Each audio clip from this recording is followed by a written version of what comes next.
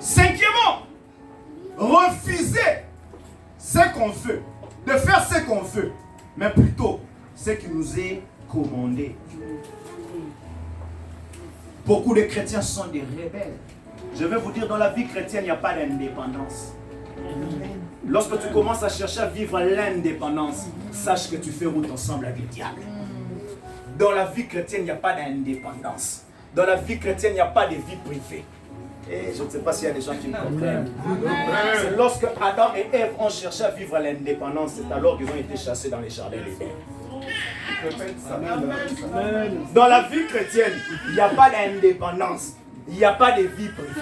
C'est lorsque Adam et Ève ont cherché à vivre dans l'indépendance qu'ils ont été chassés du jardin d'Éden.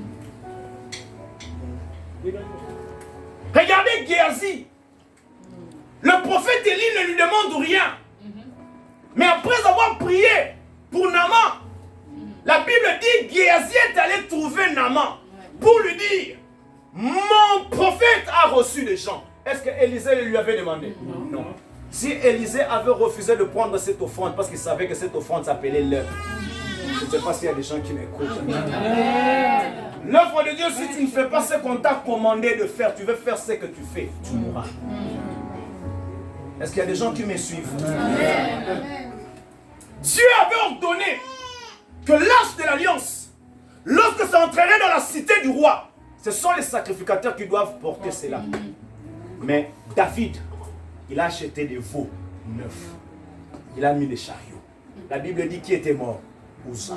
Vous savez pourquoi? Parce que David n'avait pas fait le service de Dieu comme on lui demandait. Beaucoup de serviteurs sont morts. La mort spirituelle vient petit à petit et ça t'arrange. Mais les jours que les Philistins viendront et diront: les Philistins sont là, tu feras comme Samson. Tu vas te rendre compte que tu n'as plus l'onction. Est-ce qu'il y a des gens qui peuvent me dire Amen? Merci. Sixième, faire son service toujours selon les règles.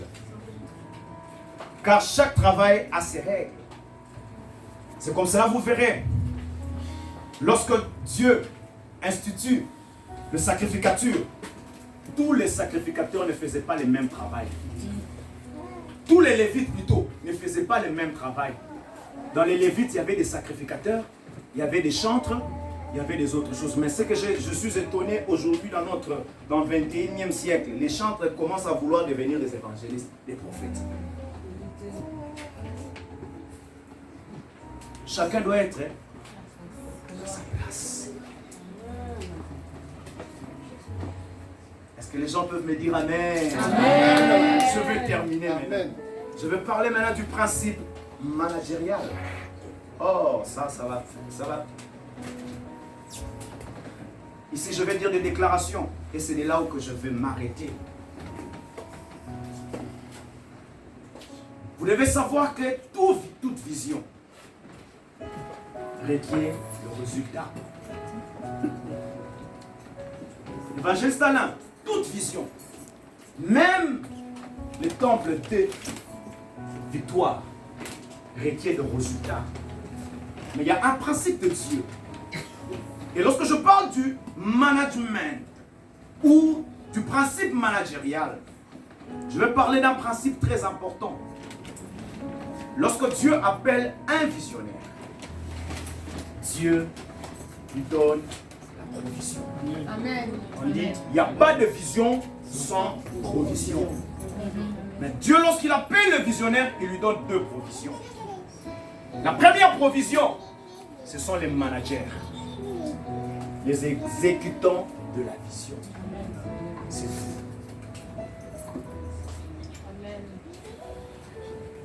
Lorsque Dieu donne la vision à Moïse, il envoie un manager, Aaron. Il dit à Moïse, je t'enverrai ton frère Aaron. Il y a un adage africain qui dit, un doigt ne peut pas laver quoi? Le visage. Vous êtes des managers. Amen. Qui doivent aider la prophétesse, que la vision puisse donner des résultats.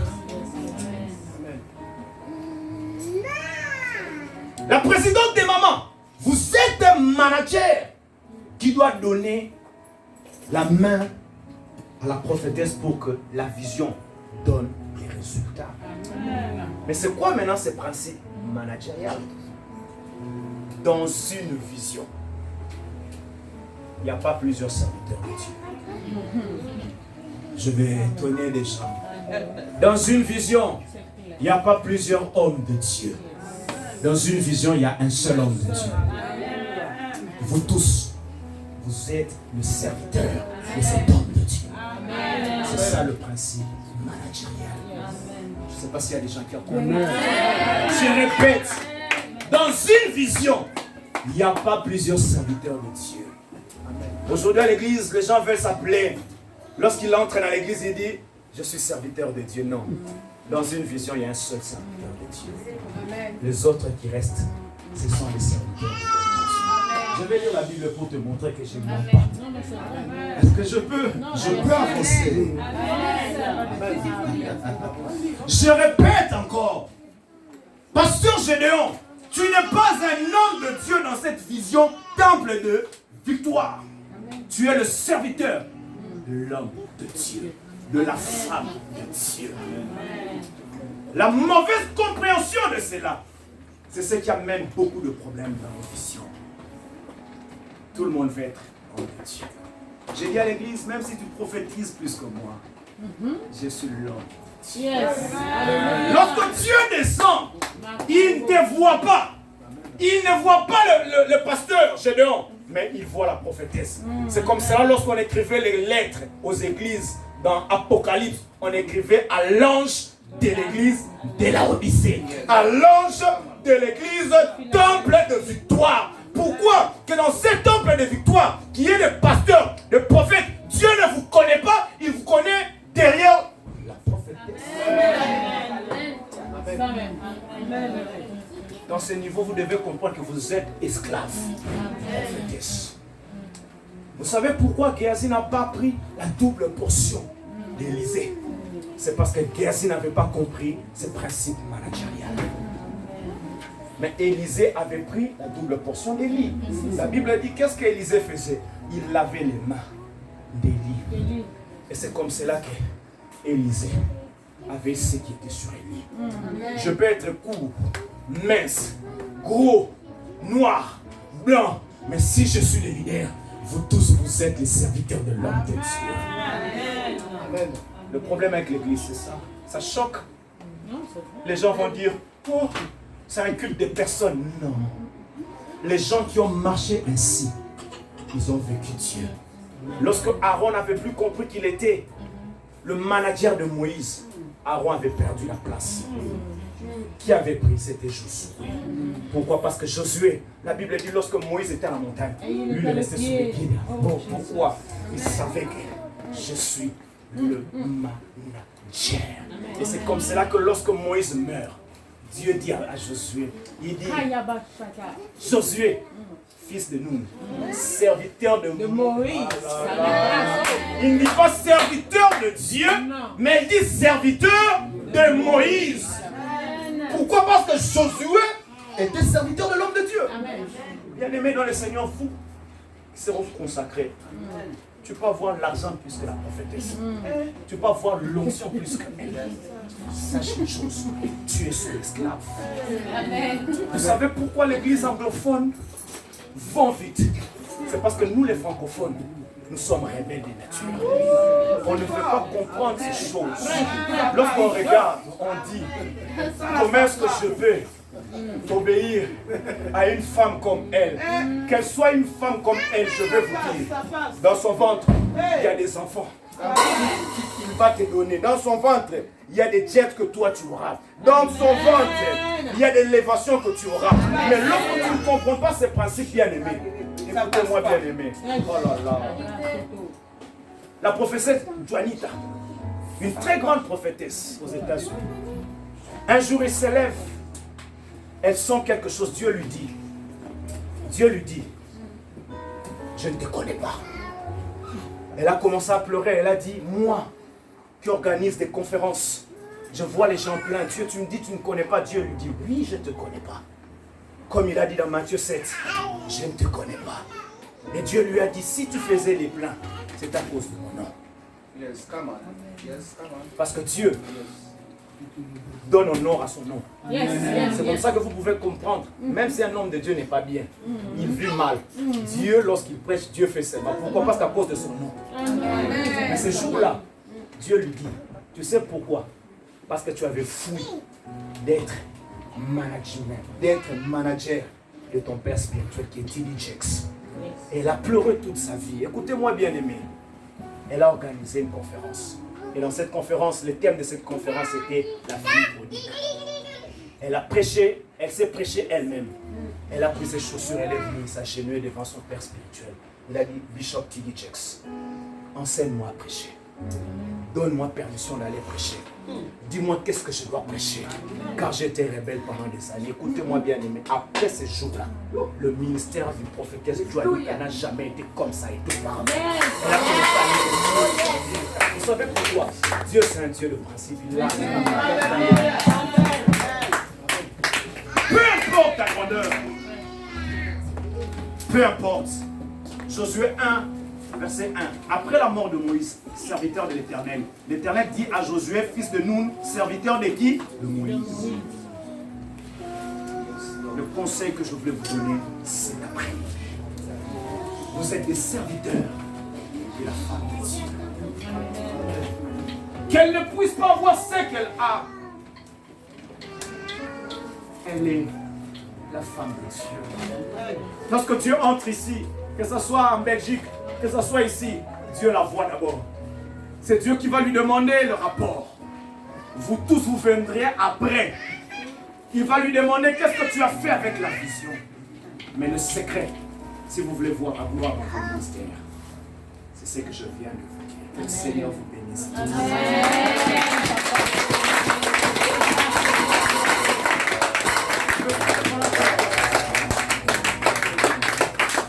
Je veux te où tu es, rester toujours dans ta présence. Je ne veux pas t'adorer de loin. Conduis-moi plus près de toi. Je veux demeurer près de toi. Rester dans ta présence, manger à ta table, environné de ta gloire, dans ta présence, rester toujours près de toi. Je veux que tu élèves ta voix, tu commences à prier. Élève ta voix, commence à prier. Élève ta voix, commence à prier par rapport à cette parole. Élève ta voix, commence à prier par rapport à cette parole. Élève ta voix, commence à prier par rapport à cette parole. Élève ta voix, dis à Dieu, fais de moi réellement un vrai manager. Fais de moi réellement un vrai manager. Oh, élève ta voix, élève ta voix, élève ta voix, élève ta voix.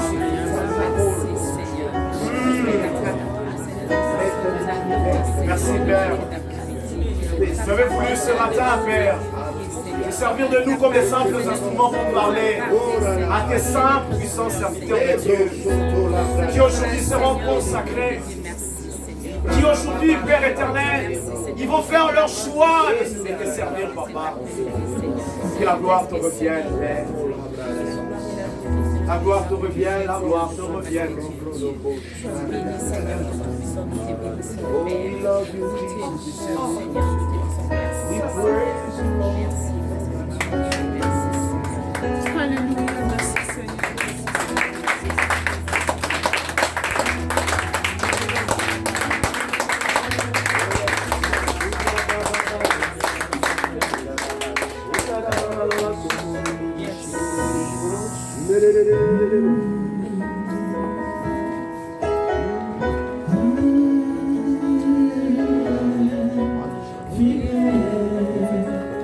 Jésus est fidèle.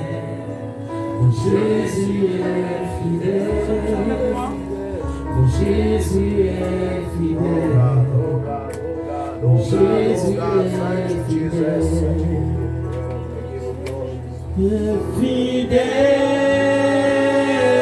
Fidèle, fidèle, tu es fidèle, fidèle, mon Jésus est fidèle, mon Jésus est fidèle, mon Jésus est fidèle, mon Jésus est fidèle. Tu es amour, amour, tu es amour, amour, Jésus est amour, Jésus est amour, Jésus est amour, Jésus est amour. Dis qu'il est amour, il est amour, il est amour, il est amour. Il est amour, amour, il est amour, amour, Jésus est amour, Jésus est amour, mon Jésus est amour, mon Jésus est amour. Je ne peux imaginer Il faut contempler les paroles de ce chant. combien ça coûterait. Le message va donner les larmes aux yeux. À la croix, il a pris ma place. À la croix, Un bras s'est donné. yes, il a pris notre place. Alléluia. Je ne peux imaginer combien ça coûterait. À la croix, il a pris ma place. Un Dieu s'est donné. Il a pris ma place. Est-ce que tu réalises Mon qu'il a Dieu pris que ta je place? suis, il a pris ma place. Est-ce que tu Voleur réalises que j'ai, il a pris ma place. Pécheur que je suis, il a pris ma place. Mon Dieu que je suis, il a pris ma place. Pécheur que je suis, il a pris ma place. Voleur que je suis, il a pris ma place.